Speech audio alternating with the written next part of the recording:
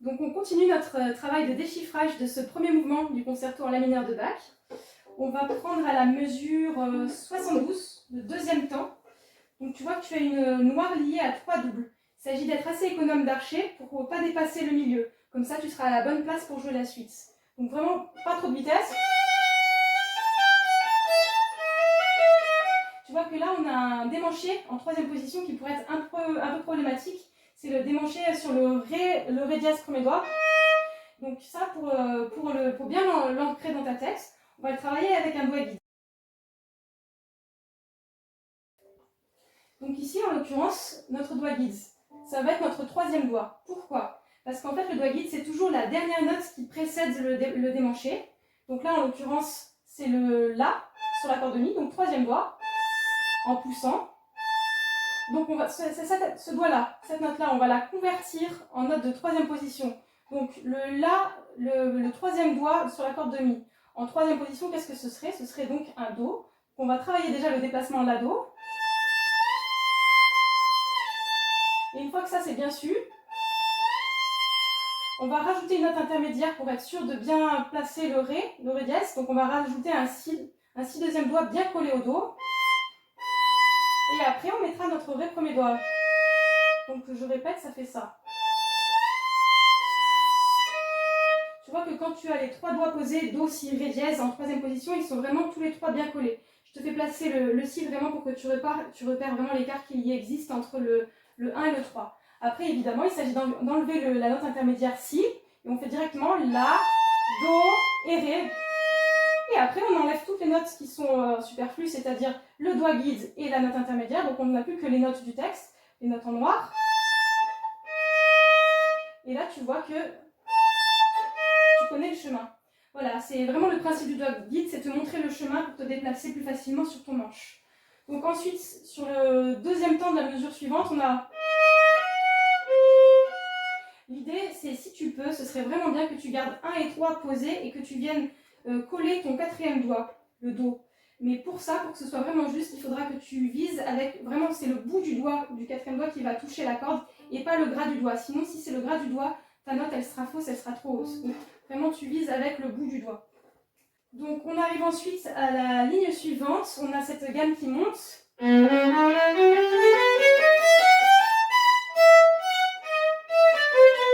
Donc là, tu vas partir plutôt en dessous du milieu, pas trop d'archet au début, et puis pour faire le crescendo, tu vas allonger un peu plus ton archet de plus en plus. Et puis tu arrives à la moitié supérieure de l'archet. Donc vraiment là, tu aères bien tes croches, on rappelle, c'est baroque, c'est dans le style.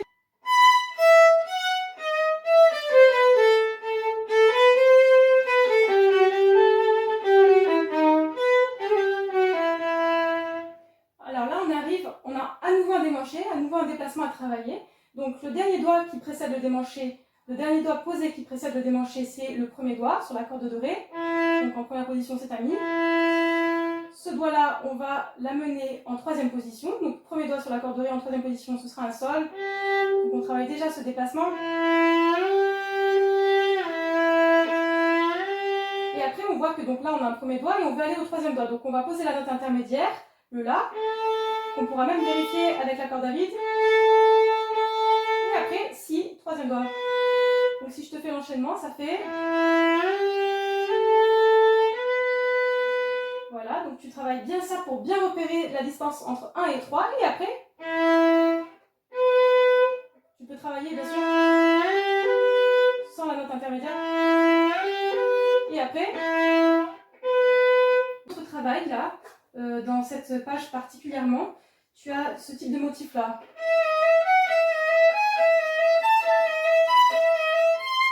Donc tu vois quoi? Tu vois qu'on a à chaque fois 3 notes liées en poussant qui sont tout le temps répétées. Et après tu as les notes en tiré, les notes en tirant pardon, qui elles, c'est les notes qui changent. Donc en fait c'est ça la mélodie, c'est ça la ligne mélodique qu'il faut repérer. Et c'est elle qui donne la structure au morceau, à la phrase. Donc maintenant ce qu'on va faire c'est qu'on va extraire cette ligne mélodique pour ne jouer qu'elle. Voilà, comme ça tu vois que ta main elle est bien placée. Puis après tu répètes mais à l'envers.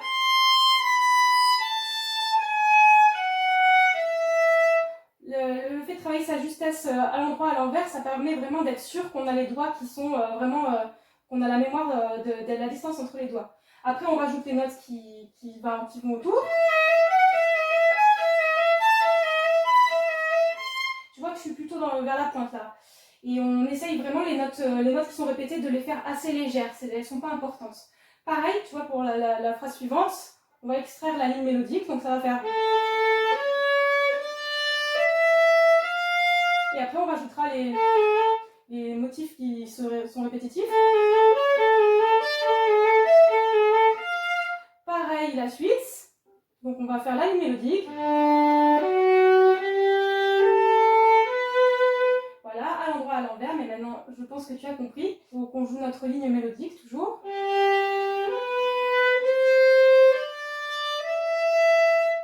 Voilà, c'est un travail à faire un peu partout. On arrive ensuite à la mesure 99, je crois. Oui, c'est ça. 99, on sera ici au niveau du barycentre dans l'archet. C'est un temps fort, donc tout ça, c'est un crescendo qui va de la mesure 84 à la mesure 99. On se retrouve ici sur...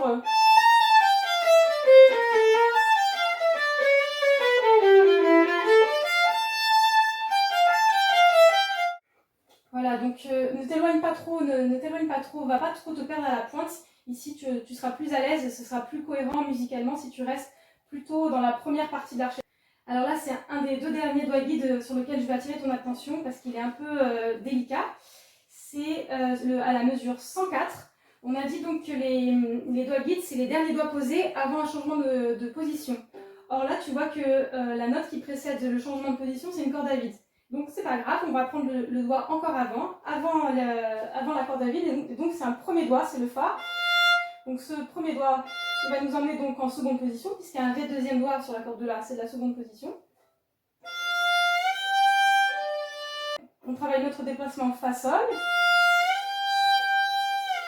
En faisant bien attention que le pouce soit solidaire du premier doigt, il se déplace en face du premier doigt. Et ensuite on rajoute... Déjà on va juste laisser le premier doigt posé, et on va rajouter notre Ré, juste pour bien repérer l'écart qui existe entre ces deux doigts. Donc c'est un ton, digitalement ce serait un ton, puisque si les deux doigts étaient sur la même corde, ce serait un ton. Et après on rajoute la corde à vide. Voilà. Et après bien sûr, on enchaînera. Là on repart piano, donc on va essayer d'être à la pointe.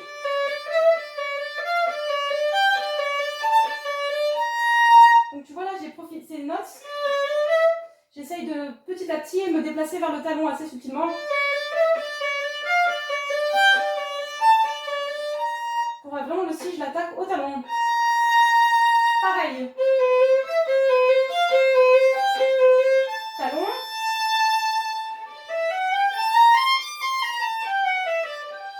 Petit doigt guide qui nous amène en quatrième position. Ré, Mi, Sol. Attention, le Fa bécard dans la mesure suivante. Voilà, donc 1 et 2 bien collés dans cette position-là sur la corde de La. Dernier doigt guide un petit peu délicat, c'est à la mesure 135. En fait, entre la mesure 134 et la mesure 135. Donc je te joue la mesure 134. C'est donc entre le Do et le La. Donc on va travailler ce démanché, on commence en poussant, puisque le Do il sera en poussant. On amène notre deuxième doigt, on l'amène en troisième position. On va faire un Mi bémol. Par rapport à la tonalité, c'est plus cohérent de faire un Mi bémol. Donc on fait Do, Mi bémol. Et là, on va rajouter notre La bémol. Attention, il faut reculer le premier doigt. Une jolie carte. Tu vois que les doigts ils sont bien écartés. Hein. Le Mi bémol et le La bémol, ils ne sont pas collés. Dernière chose, il y a des petites subtilités, des petites coquetteries d'archer. Je te fais par exemple à la mesure 150. Tu vois que tu soulèves un peu l'archet entre la croche en poussant et la noire qui suit, qui est un peu appuyée. Tu vois, on soulève. Pareil ici, on soulève.